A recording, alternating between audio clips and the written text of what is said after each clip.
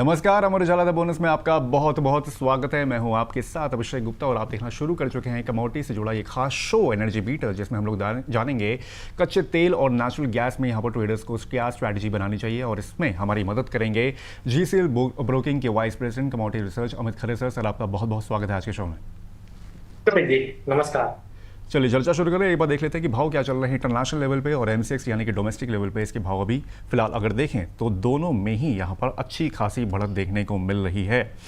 साफ साफ तौर पे यहाँ पर 3% से ज़्यादा की यहाँ पर इजाफा हुआ है। WTI की बात करें $72 के ऊपर ट्रेड होता हुआ दिख रहा है और ब्रेंट भी $76 के आसपास यहाँ पर भाव बढ़ते हुए दिख रहे हैं।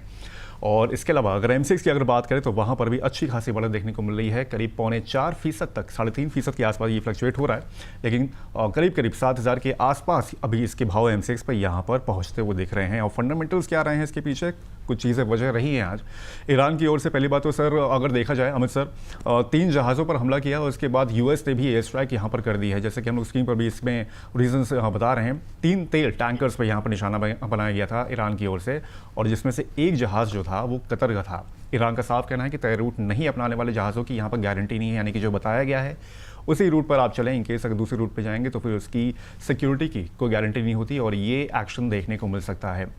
कतर का ऑब्वियस बात है कि यहाँ पर कड़ा विरोध जो है वो सामने आया है।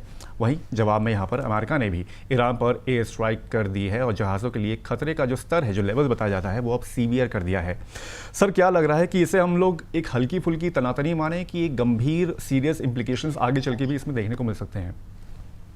जी अभिषेक जी, मेरे को लग रहा है हल्की फुल्की तनातनी है। अभी देखा जाए तो युद्ध तो ऑलमोस्ट समाप्त ही हो चुका है और कुछ कंडीशंस रह गई होंगी जिसकी वजह से ये थोड़ा सा गर्मा गर्मी का माहौल है और मोमेंटम मार्केट को चाहिए भी है। क्रूड ऑयल के प्राइजेज हमने देखा नीचे में 6,400 के आसपास गए थे, ऊपर में 10,500 के हाई भी इसमें बनाए। तो एक रिकवरी जो है इसमें मार्केट में देखने को मिल रही है।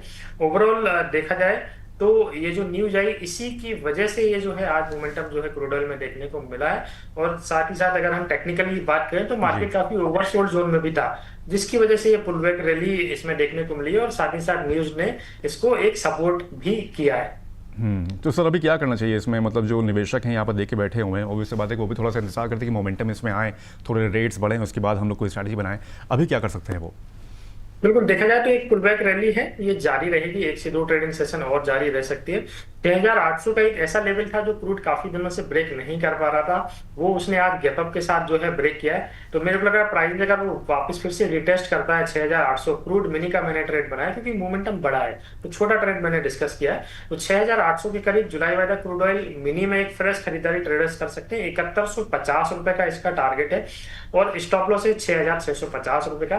टारगेट आता है तो स्ट्रिक्टली प्रॉफिट बुक करना है और स्टॉप लॉस अगर हिट होता है तो वहां पे भी जो है एग्जिट लेना चाहिए। ओवरऑल 1 से 2 दिनों के लिहाज से ये ट्रेड रहेगा। 1 से 2 दिनों के लिहाज से अगर देखा जाए तो यहाँ पर 6,800 रुपए के आसपास बाइंग करने की सलाह है। टारगेट जो है वो 7,150 रुपए है और स्टॉप लॉस जो है वो 6,650 रुपए का स्ट्रिक्टली मेंटेन करने की यहाँ पर सलाह दी गई है अमित सर की ओर से। सर वैसे अगर लॉन्ग टर्म के लिहाज से देखें, क्योंकि अभी तो थोड़ा सा स्टैग्नेशन पॉइंट भी लग रहा है, ये एक ट्रिगर आ गया तो फिर भाव यहाँ पर बढ़ गए, लेकिन क्या लग रहा है कि जो अभी कुछ 1-2 दिन पहले यहाँ पर रेंज चल रही थी 6500 के आसपास, वो भाव वापस वहाँ पर आ जाएंगे और वही लॉन्ग टर्म में कैरी करेंगे, या फिर थोड़ा सा और अभी इसमें देख रहे हैं कुछ मोमेंटम और आगे देखने को मिल सकता है इसमें, या फिर और गिरावट आ सकती है? ओवरऑल अगर हम रेंज की बात करें विदाउट कोई न्यूज, अगर कोई न्यूज नहीं आती है और मार्केट नॉर्मल चलता है तो मेरे को लग रहा है 7150 7200 की रेंज में एक बार मार्केट ऊपर में रुक सकता है और वापस फिर से कहीं ना कहीं नीचे का जो अभी रिसेंट में लो बनाया था 6400 के करीब का, वो ब्रेक होता हुआ मार्केट नजर आएगा। तो ओवरऑल अगर रेंज में बात करूं तो 7,200 से लेकर 6,200 ये रेंज में मार्केट जो है प्ले कर सकता है शॉर्ट टर्म में। शॉर्ट टर्म में इस रेंज में मार्केट ट्रेड कर सकता है, उसके लेके आप अपनी रणनीति भी यहाँ पर बना सकते हैं। चलिए रुक करते हैं, थोड़ा सा नेचुरल गैस के ऊपर भी देख लेते हैं कि क्या अभी वहाँ पर भाव चल रहे हैं। नेचुरल गैस की अगर बात करें, अगर रेट्स की बात करें एमसीएक्स पर, तो यहाँ पर इसमें भी 1% के करीब की यहाँ पर बढ़त देखने को मिल रही है। 314 रुपये के आसपास यहाँ पर इसके भाव अभी फिलहाल चल रहे हैं। सर नेचुरल गैस में भी अच्छा मोमेंटम इसने अभी कैरी किया हुआ है, कुछ समय से इसमें भाव भी ठीक ठाक चल रहे हैं, अभी 310, 312, 314 के रुपये के आसपास। अभी क्या लग रहा है सर इसमें नेचुरल गैस में? जी चार्ट जैसा कि मैं नेचुरल गैस का देख पा रहा हूँ, ऊपर में 319 रुपए जो है 26 तारीख को हाई बनाया था और नीचे में देखा जाए तो 300 रुपए के आसपास का एक बॉटम बनाया था। मोटा मोटी एक महीना इसको हो चुका है, इसी रेंज में ये मार्केट कारोबार कर रहा है, लगभग 15 से 20 रुपए की रेंज में। तो जब तक रेंज का बड़ा ब्रेकआउट नहीं आता तब तक रेंज बाउंड ही मूवमेंट रहेगा। तो इस रेंज का फायदा जो है ट्रेडिंग के लिहाज से ट्रेडर्स ले सकते हैं। नीचे में कहीं ना कहीं 307 के आसपास मिलता है, जैसा कि कल भी 302 रुपए 90 पैसे का हाई बनाया, बॉटम बनाया था। परसों भी इसने 301 रुपए 60 पैसे का लो बनाया था। उसके एक दिन पहले 305 और उसके एक दिन पहले 301.80। तो ये बॉटम से मार्केट में बार बार रिकवरी आ रही है, तो मेरे को लगा 307 के आसपास प्राइजेस मिलते हैं, तो एक बार वहां पे ट्रेडर्स बाय का ट्रेड बना सकते हैं। 1 से 2 दिनों के लिहाज से अगर टारगेट रखना है तो 317 रुपए का रखना है। स्टॉप लॉस 300 रुपए के नीचे का रहेगा। ऊपर का एक रेजिस्टेंस जो है 319 रुपए 40 पैसे का, वो अगर ब्रेक होता है तो इसमें एक फर्दर नई जो है बाइंग की पोजीशन भी ऐड किया जा सकता है। सर ये इंट्राडे के लिए टारगेट दिए गए, राइट?